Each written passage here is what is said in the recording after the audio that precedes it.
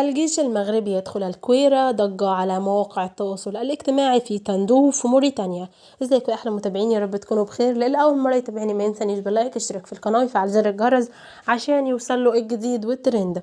انتشرت انباء على مواقع التواصل الاجتماعي في تندوف لدى أنصار البوليساريو وفي موريتانيا مفادها أن عناصر وآليات للقوات المسلحة الملكية المغربية دخلت إلى هذه البلدة المهجورة من أجل تمشيطها.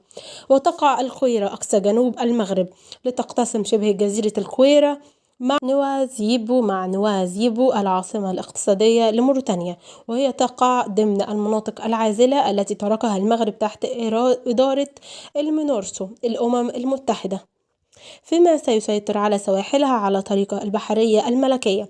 وحسب مصادر إعلامية فإن عشرات الآليات العسكرية على متنها جنود تابعين للقوات المسلحة الملكية المغربية قد حلت بالمنطقة المذكورة للقيام بعملية تمشيط وزعة.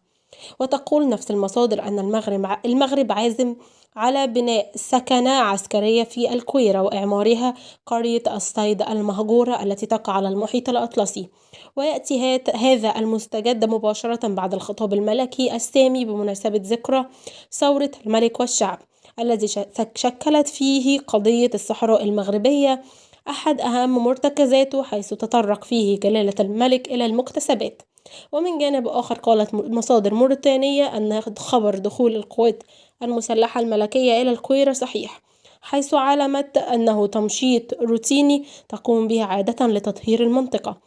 وتثير منطقة الكويرة حساسية كبيرة لدى الجانب الموريتاني بسبب اتصالها بنوزيبو العاصمة الاقتصادية لموريتانيا وأهم مرفأ تجاري تصدر من خلاله خام الحديد، أهم سلعة تصدرها نواكشوط.